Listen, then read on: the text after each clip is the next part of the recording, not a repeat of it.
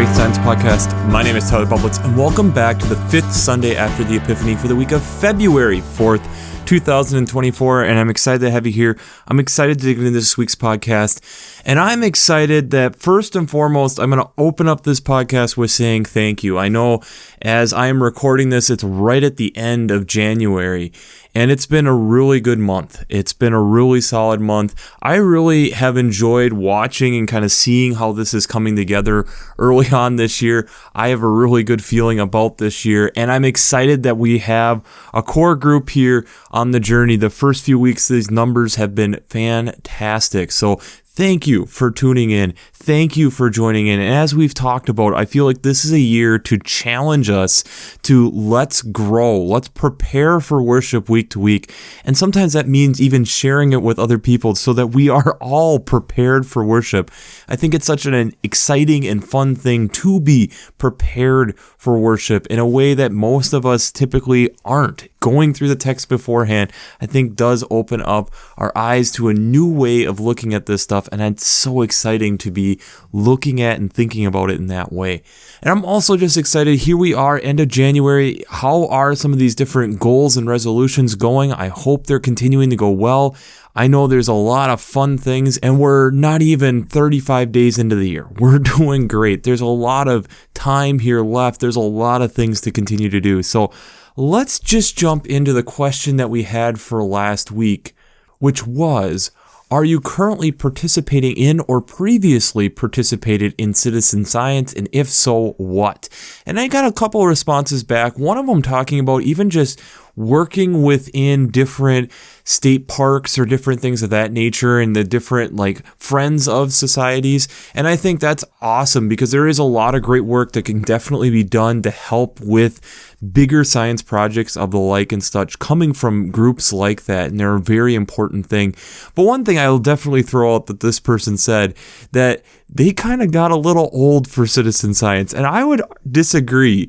If you get too old for the type of citizen science you're doing, there's definitely another type of citizen science that you can be doing. There's always different ways to be plugging in. And I think it's such an important way of doing that. There's also one thing, as I was editing the podcast last week and really listening back to the quote that I used last week from Alexander Fleming, the one who helped discover penicillin, I felt like I needed to read it in another way, and I felt it was super interesting. So hear me out. I will read the original quote of what I said last week. Penicillin started as a chance observation. My only merit is I did not neglect the observation. Alexander Fleming. I'm going to change one word. I think you'll pick it up, but I think it explains so many different things to us in a fascinating way. Faith started as a chance observation. My only merit is I did not neglect the observation. I think that is a really fun way of thinking about faith in general. It's an observation that many of us are acknowledging and we're looking for. And as we make this observation, it continues to open our eyes to think about new and different ways in which we can continue to see our faith recognized out in the world. And I think it's one of the things, especially with me doing this podcast, that I am very passionate about, and I feel it's something that as a world we need to continue doing, especially as a church, continuing to figure out ways that we're seeing God out and amongst us in ways that we didn't expect. And I think it's a key to really being able to open up and better understand a new way of how we are looking at and understanding God in a fascinating way that I think plays very well into the 21st century. But let's just jump into it. The Old Testament text for the week this week is out of Isaiah chapter 40, verses 21 to 31. This has kind of two parts to it. Isaiah getting the word from God, where God is kind of, who can you compare me to? Where is this person that you can compare God to? I have been there since the beginning. I am still here. Is there an equal that you can find? And God is basically stating, no, you really can't. But on top of that, it's because there is no one that you can compare me to. It's then recognizing that and being able to acknowledge that I, the Lord, want to then draw near to my people. I hear you. I care about you. because this is hard to understand because there is nothing that can be compared to me. And thus, I want to be there. I want to build this relationship with you, and I will bring you to places that you do not understand at this moment, that you don't feel that you are able to do, but I am able to do. And thus, we will get there. The psalm this week then is Psalm 147, verses 1 to 11 and 20c. This is a praise psalm. It's broken down into a couple parts, and we kind of have part 1 and part 2. But it's the idea of recognizing how God has continued to heal his people and be with his people and showing the power of who God is. And then also giving thanks that God is then in and around us all over the place, in all these different places, in the clouds, in the earth, in the grass, in the hills, in the animals, in the food. There's so many places that then God is around us, and in this would get us to the point where we praise the Lord because of all these things that God continues to provide for us. The epistle text or New Testament text this week is out of 1 Corinthians chapter 9, verses 16 to 23. This is a text that can easily get bogged down a little bit because the law comes up so much. But it's the idea here of what Paul is stating, that preaching the word is not something necessarily to be boasted about, and it's not something that we should be looking for a specific reward from. But it's also the idea that God is using God's word to be able to go out to the people to speak to those people. So it's meaning that we also have to be able to understand that at times we as humans make rigid ways of looking at and interpreting the scripture. And at times where, yes, we got to still play within the rules of what God has commanded us, but we also have to understand there are times that to reach new people, we need to open our ideas on how we think about and look at these texts. Think about and how do we interact to be able to connect with new outsiders with these texts. And that isn't necessarily becoming weak. This is something that then is helping us strengthen our ideas on who God is because of that. The gospel text this week is out of Mark chapter 1, verses 29 to 39. We are continuing right down that first chapter of Mark. So this is picking up immediately after last week. As they leave the synagogue, they enter the house of Simon and Andrew with James and John. Simon's mother-in-law is in bed with a fever. Jesus comes, heals her. She immediately gets up to serve. And then others who are sick and possessed with demons. Remember, he just cast out demons in the temple. People are bringing people. And this is what Jesus is doing. The whole city starts to gather because they're hearing about this from various diseases and all these different things. In the morning then, Jesus gets up, goes to a deserted place to pray. Spend some time with God, which I think is also an important part here just to recognize. We all need that time away in order for us to pray. We all need that time for refresh. Simon and his companions finally find him. Everybody's looking for you. And I think then the last two verses are really important here. Jesus responds with, "Let us go on to neighboring towns that I may proclaim the message there also. For that is what I came out to do." And then he continues throughout Galilee, proclaiming the message in synagogues and casting out demons.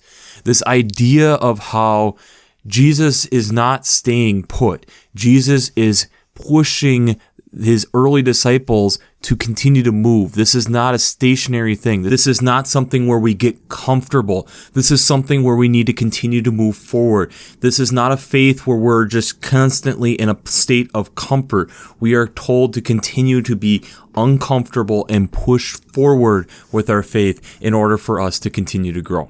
So, before we jump into how faith and science come together this week, we do a shameless plug.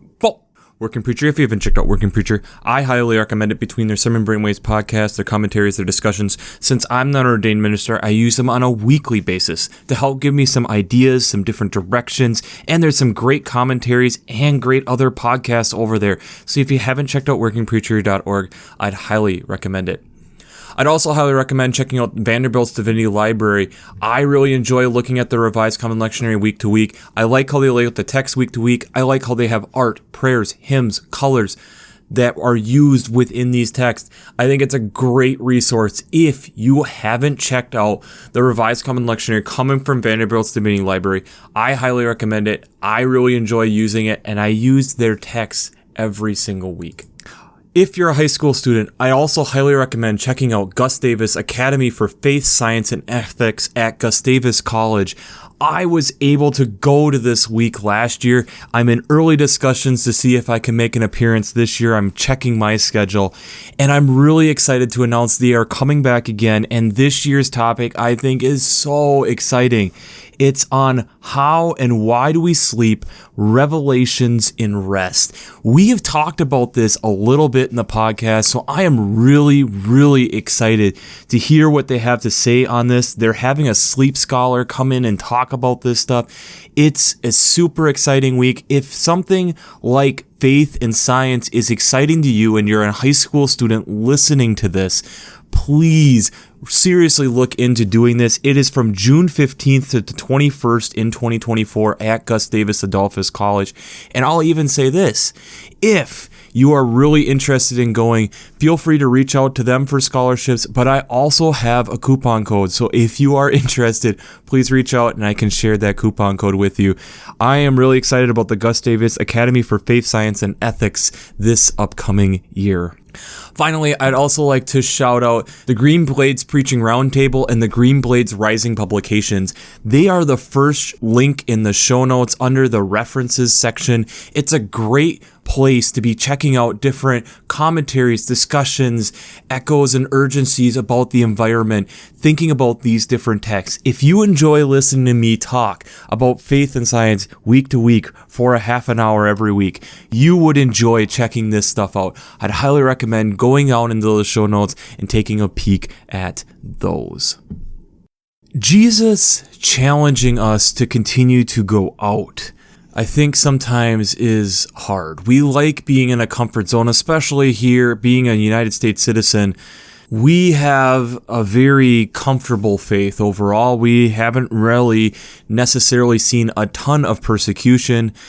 It's an easier faith for many of us.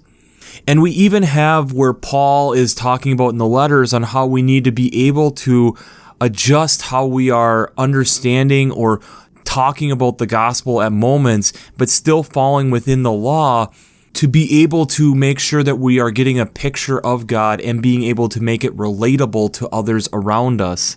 These are hard things for us necessarily always to get our head around. When we think about how all this stuff plays out and how this all works, it's sometimes really difficult for us to get our head around. And especially like when we look at the Old Testament text out of Isaiah, where God is trying to help us expand our ideas and trying to get us a small grasp of how big God is.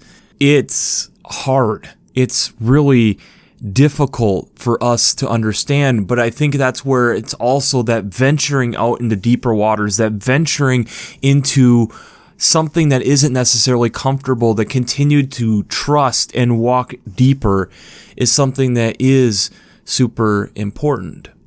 And when I was thinking about this week, there was something that popped up for me, and it's something I have thought about before, but I've never thought about it in the context of the podcast. And that is looking at Boston Dynamics and specifically their flagship consumer product of Spot. Now, Boston Dynamics is a robot company in Boston, Massachusetts, and they have been working on developing robots. And there's lots of different viral YouTube clips that they've had over the years as they have been continuing to work with their different autonomous robots. But Spot has been one that has been kind of controversial, but I think there's some huge upside with it. I'll attach a couple videos down below. Marquise Brownlee of MKBHD and Chloe Abrams of Huge If True have kind of gone through and talked about some of these, and it's really interesting. Spot is a quadriplegic robot, and think of it kind of like the size of a medium-sized dog. There's 4 limbs that walk around, and it kind of gives the impression that it's a dog. It has 2 cameras on its face, 2 cameras on the side, and 1 at the rear. And it's being implemented in various different situations, such as fire departments, police departments. We have seen it in construction companies. We have seen it in factories. We have seen it going into deep mines. We have seen it in defunct nuclear power plants. It's starting to do some of these different jobs. And what it's becoming known for is for inspecting. So being able to inspect packaging to make sure it's airtight, inspecting equipment, being able to go into places that would potentially be dangerous for humans for various different reasons, for robber tunnels and kind of see what's going on down there, being able to look at a place with radiation. That's one of them they have been doing with the Fukushima nuclear power plant, is starting to send these in to look at radiation levels, also being able to see what it looks like inside, since humans haven't been able to be in there for quite a few years because of the radiation. Being able to utilize it in construction to have consistent photos of the exact same spot to be able to see progress. And how they are doing this is that these robots get trained on a route so they can do it autonomously, or they are controlled with a big controller that kind of looks like a Nintendo Switch, where it has a screen in the middle and then joysticks on the side to be able to control this dog-like robot to go into these areas. And these robots cost between $75K all the way up to $300K mostly for companies. But one of the cool things that's really implemented in these is then having data ports on the top of the dog to be able to put different sensors for LiDAR or heat photography or whatever they're needing, an arm to be able to open doors and different things of that nature. And it's inspiring a lot of companies even to try looking and trying to figure out new different ways of doing this. And when we think about it, it's a fairly simple robot in the basic components. We're having 5 cameras, like I mentioned. We're having motors being able to have the legs move and have it go up and down and walk at different speeds. It has a battery to be able to maintain the speeds. It has a computer, and then these autonomous legs, and then if you're attaching anything else on. What this then has all been able to do is be able to help us get into some potentially situations that could be dangerous for humans. As MKBHD put it, he thinks of it kind of like the Mars rover projects, where technically we probably could send a person to Mars right away, but it'd be a lot easier to start with robots. And we've sent 2 different robots to Mars to be able to help explore and kind of figure out what's going on there in a lower risk situation when we're not dealing with human life. And it's a really fascinating thing, because what is this really allowing us to do? This robot is allowing us to be like explorers, like the Mars rover was, like MKBHD said, here on Earth, allowing us to look and be able to go to places that we wouldn't otherwise be able to go. Being able to go into the Fukushima nuclear power plant that is extremely high radiation still, but being able to do the test and not necessarily put someone at risk is huge. Being able to necessarily look at a fallen building and kind of see what's going on. Is there other people there? Being able to potentially have where this dog-like robot does a circuit that's very repetitive, that it would be very hard for a human, easy to overlook things, where potentially you could have this robot continue to do this route and maybe see if someone gets hurt or something happens, and being able to recognize that, or being able to look for equipment that is starting to wear down as it's looking at it day after day after day, that, now we need to send someone out to replace this. These are huge. The potential here is quite astounding. But it's also this idea of it's challenging a lot of the different ideas and concepts that we had before. It's pushing us to think about Well, what would it be like if we suddenly had robots with cameras wandering around consistently all on these different missions, and it just becomes part of day-to-day life? And there's things that are exciting about that, where you could have, if something happens where someone started to have, say, like a heart attack or hurt their leg or had an injury, potentially one of these robots could help get people to help this person. It's amazing in concept of what could happen, but again, there's also things that we have to wrestle with and think about that it could also be taken the wrong way.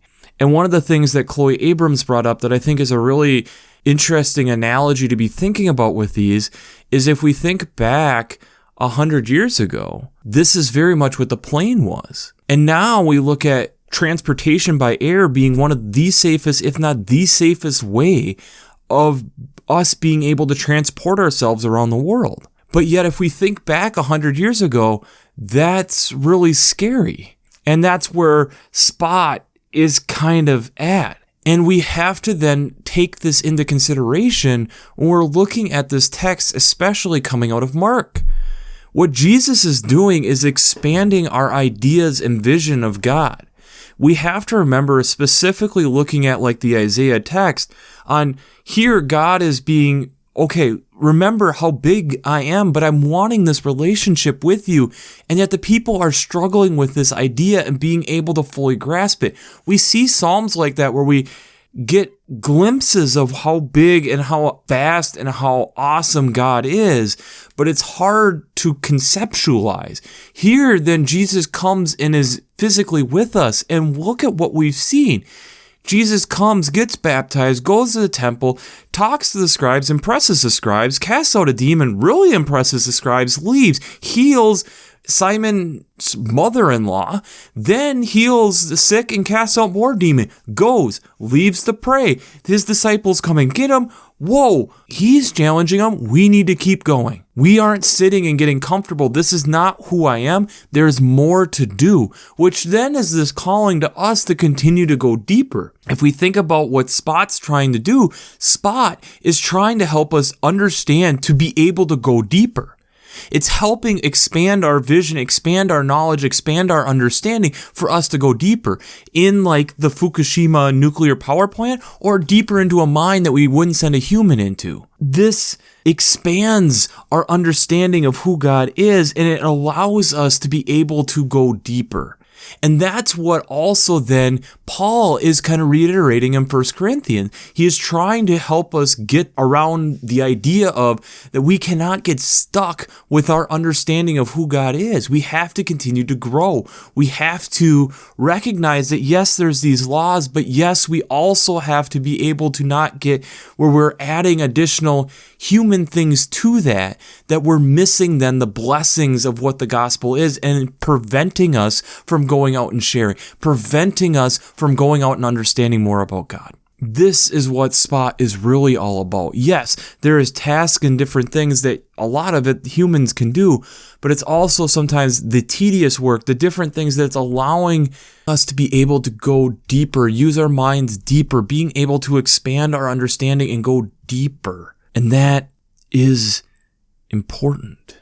We were born with a curiosity. We were born to have this desire to keep learning.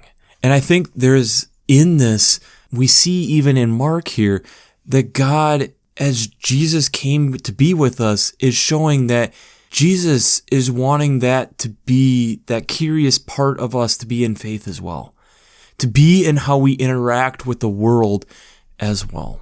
Because I think there is a point where if we do lose that, we have lost a major part of self. But that also challenges us to keep going, even when it's hard.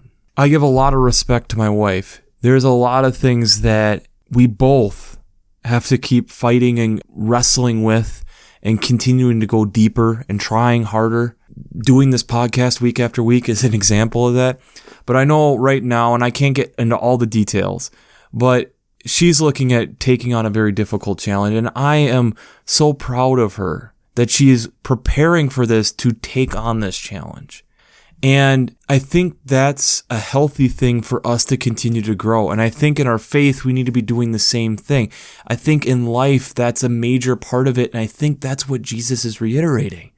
And when we look at tools like Spot, or like we've talked about AI, or all these different discoveries that we find out about the world, all the way even back to penicillin from last week, it allows us to understand things at a deeper level and helps us to grow in our understanding in our faith, and allowing us to get more glimpses of what God is like, what God is able to do, all the amazingness that is out there with God. But it also prevents us from sitting still and getting super comfortable, because at that point, then we aren't growing. There is a point of comfort that we need, but we still should have a challenge to keep us going forward. So the question I have for you this week is, where are you being challenged and it's allowing you to be curious? Where are you being challenged to allow you to be curious? Because I think that's so important in our life. And I think in doing that and recognizing other people around us doing that, appreciation grows for people, acknowledgement of the Spirit within them grows, being able to collaborate on difficult projects grows, seeing the gifts and abilities of other people grows. We need to be able to do that. We need to be able to utilize tools to help us with that curiosity, to keep us growing, to keep us moving forward. And just like in our faith and just like in science, we need to keep growing. We need to keep moving. We need to keep trudging through. We need to keep sprinting if we can. We need to keep at pace, whatever the forward movement is, that we keep going. And yes, there's times where it's scary. There are definitely parts to Spot, and I'll encourage you to watch the videos down below. There are some things that are scary about this. And there's some precautions that Boston Dynamics have taken, but again, other companies aren't necessarily taking those same precautions. But I think it's also the aspect of, when we look through history, there's so many times where that has happened, where people get scared. And when we quit innovating, when we quit looking forward, when we quit acknowledging that, it's over. It's no longer good. We've gotten satisfied. And I would argue there's a part of us then that is also missing the message. Yes, Jesus went and still prayed and refreshed, but we can't stay there forever. We have to have that curiosity to keep going. And that's where, whether it's something like Spot, or whether it's us being able to figure out how to talk to people that we normally wouldn't talk to and hear how they are understanding the divine, and being able to work with that and see how the Spirit works through them and through us to be able to understand a new side of God, I think is super important. It's not getting our aspect of God totally fixated. It's allowing ourselves to be curious, to keep going deeper. And in doing that, it allows us to grow. And in doing that, we are really fulfilling the mission and the call of what Jesus was laying out, I would argue, here at the end of the book of Mark, chapter 1. So, we'll wrap this up as we always do. I pray God blesses you through your faith and amazes you through science.